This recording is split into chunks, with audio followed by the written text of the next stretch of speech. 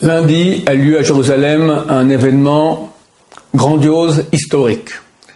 Le gendre de Trump vient ici à Jérusalem et inaugure l'ambassade américaine à Jérusalem. Et comme il a dit dans son discours, il n'y a rien d'extraordinaire à cela, il ne fait que remettre les choses à leur place. Il y a des peuples, il y a des gens qui disent que cette terre n'appartient pas au peuple d'Israël. C'est tellement ridicule. Il y a des milliers de sites archéologiques aujourd'hui qui montrent qu'avant qu'il y ait une présence arabe ici, il y avait une présence israélienne. Ne serait-ce que l'endroit du temple, d'accord? L'endroit où il y a la mosquée Ammar. La mosquée, le troisième lieu saint pour les Ishmaélites, pour les Arabes. Il est bâti sur quoi? Nous, dessous, il y a le Kotel, le mur de lamentation. Un mur et des pierres qui datent d'il y a 2000 ans, qui sont les pierres du temple. C'est une réalité archéologique. Avant-hier, on était prié au tombeau du prophète Samuel, le prophète qui a sacré le roi David. Là-bas, il y a une mosquée. Comment ça s'appelle? Nabi Samuel. Nabi Samuel, ça veut dire le Navi Shmuel en arabe, le prophète Samuel. Les Arabes vénèrent cet endroit-là. Mais ils reconnaissent que c'est pas un prophète arabe. Nabi Samuel, c'est un prophète juif. Eux-mêmes le reconnaissent. Et qu'est-ce qu'on a vu dessous? Il y a des fouilles archéologiques. Juste sous la mosquée, il y a là-bas une ancienne synagogue. On va l'entrer avec un Magen David. On voit bien que qui était avant, celui qui est dessous, celui qui est dessus. Donc, c'est clair, il y a des milliers de sites archéologiques qui montrent de façon tellement claire l'histoire, l'archéologie, tout prouve que nous étions ici. Donc, c'est tout à fait normal que le peuple d'Israël, après près de 2000 ans d'exil, comme c'est écrit dans la Torah, que ce peuple sera chassé de sa terre, puis il y a un autre peuple occupant, un beau jour, le peuple revient sur sa terre et reprend sa place. Cette terre lui appartient. Bien qu'on laisse quand même ici 1,5 million d'Arabes sur place, parce qu'on veut être gentil avec eux, pas comme en Syrie où on les zigouille ou autre part, ou dans tous les pays arabes. Est-ce qu'il y a une communauté juive qui a pu rester dans les pays arabes? Si oui, zigouillé. J'ai un oncle éloigné, moi je viens du Liban, bonjour, il s'est fait zigouiller, il est resté là-bas, ils l'ont zigouillé. Alors ici on regarde 1,5 million, on a des problèmes avec eux, mais on les respecte. Et si quelqu'un lève la main ici en Israël contre eux, l'État d'Israël le met en prison. Moi j'ai fait l'armée, j'étais à Gaza. Territoire occupé pour question de sécurité, parce qu'il y avait l'Égypte qui voulait nous attaquer, donc on a conquis durant la guerre de 67, de façon tout à fait légale, c'est le droit de la guerre, on vient t'attaquer, tu conquis le territoire de l'ennemi, et tu gardes une zone tampon. L'État d'Israël est prêt à rendre tout Gaza. Gush Katif, il y avait des milliers de juifs là-bas, on les a évacués de là-bas, pour avoir la paix. C'était en contrepartie d'une paix. On a rendu le territoire. Quelle paix on a obtenu? Alors hier, des centaines de milliers viennent manifester et veulent rentrer. Et qui a organisé cette manifestation? Le Hamas. Le Hamas est reconnu aujourd'hui comme un organisme terroriste. Un groupement terroriste qui vient avec des terroristes armés, avec des couteaux, qui veulent rentrer ici pour nous tuer. On se défend. Et si vous me dites alors pourquoi il y a des bébés morts? Tout le monde le sait. Le Hamas est un organisme terroriste qui terrifie la population de Gaza, où il les oblige à amener leurs enfants, les filles, les jette sur la barrière pour qu'il y ait des blessés, des morts civils pour pouvoir mieux accuser Israël. Tout le monde le sait. Tous les généraux des médias européens, tous les bains de sang, massacre. On comprend pas, on accuse Israël, ou bon les accuser. Mais qu'est-ce qu'on a fait? Je comprends pas. On se protège. Des terroristes, ils viennent armés. On va les laisser rentrer chez nous tuer. Mais je comprends pas. Regardez. Au Yémen, 10 000 morts. L'Arabie Saoudite depuis le conflit. Donc maintenant, c'est un conflit qui a lieu encore en 2018. Il y a eu déjà 10 000 morts. L'Arabie Saoudite, elle pilonne, elle bombarde 10 000 morts. Quelqu'un fait 1 minute de silence à l'ONU pour cela? 1 minute de silence pour 50 et quelques terroristes qui ont été tués, des assassins qui viennent nous tuer. On fait 1 minute de silence, mais c'est quoi ce mensonge? C'est quoi cette hypocrisie? En Afghanistan, 85 000 morts. Quelqu'un a fait 1 minute de silence, quelqu'un a dit quelque chose.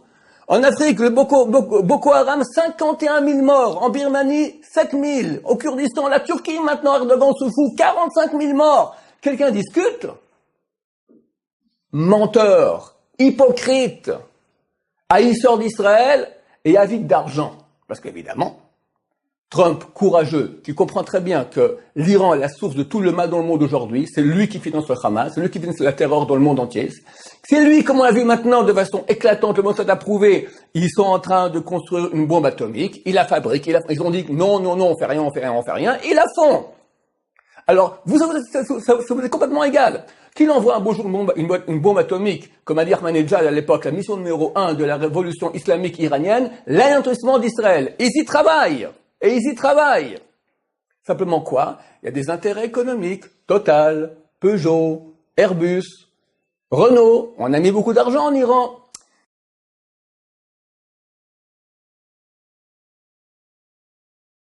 Alors qu'est-ce qu'on va faire? Après tout, s'il y a une bombe atomique qui tombe sur Tel Aviv et Israël disparaît, ça peut arranger un peu le monde entier.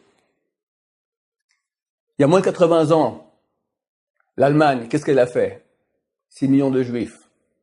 La France, une grande partie des Français, des collabos. L'Angleterre, l'Amérique, les bombardiers US qui passent au-dessus de Auschwitz. On a les photos aujourd'hui. Il y avait l'usine Farben, à 8 km de Auschwitz, une usine de métallurgie qui prépare des armes pour les Allemands.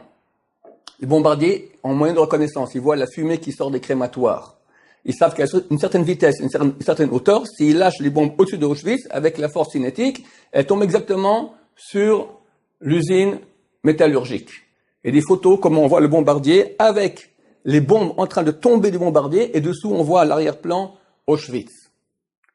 Le Rav Weissmendel, qui était incarcéré, un des seuls qui a pu s'échapper d'Auschwitz, réussit depuis l'Allemagne occupée à envoyer les plans de Auschwitz aux Alliés. Le Cyprien bombardez les rails.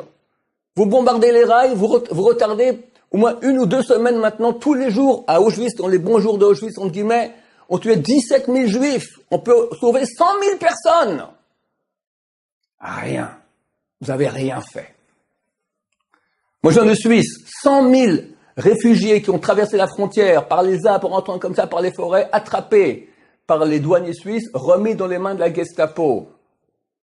Lors d'un interview, on demande aux douaniers, vous savez qu'est-ce qu'on leur faisait? Ouais, ta. Tu les rends. Comme a dit le ministre des Affaires étrangères à l'époque en Suisse, la barque est pleine, ça, on peut pas prendre trop de réfugiés. On les rend. Alors l'Amérique, elle a réparé. Trump est courageux. Il vient, il dit, Jérusalem, capitale du peuple juif. C'est pas une grande nouvelle, on le sait, tout le monde le sait. Mais vous êtes tellement des menteurs, vous pouvez pas accepter cela. Alors vous préférez maintenant, vous allez avec l'ennemi du monde, l'Iran. Tout le monde reconnaît qu'il crée maintenant une bombe atomique. C'est un État voyou. On sait bien que la Bible des chiites, d'accord, ce sont des fanatiques. Mais il y a de l'argent. Et en plus, s'ils peuvent liquider Israël, ça arrange tout le monde. Federica Moreghini, hier, le commissaire aux affaires extérieures de l'Europe, le ministre des Affaires étrangères de l'Europe, dit le contrat avec l'Iran, il est 100% comme il faut, on continue. Ça veut dire que vous dites en 2 mots, tout va très bien, ils peuvent faire une bombe atomique, du moment que ça ne nous concerne pas, nous, on va perdre de l'argent, mieux vaut qu'Israël disparaisse, peut-être votre vœu le plus cher. Madame Mogherini et tellement d'autres antisémites en France et en Europe. Mais nous, on garde notre argent. Quelle hypocrisie, quel mensonge, rien n'a changé, rien n'a changé. Vous ne croyez pas qu'il y a un juge et un jugement? C'est tellement... On fait 1 minute de silence pour une bande de terroristes qui veulent la mort. Quand il y a des milliers de morts dans le monde, on se tait. Et quand on voit un pays qui dit clairement « je vais envoyer une bombe atomique sur Israël et je le fais » et tu le sais, tu dis « on est d'accord avec vous du moment que nous, on gagne de l'argent ». Est-ce qu'il n'y a pas plus vil que cela, plus bas que cela?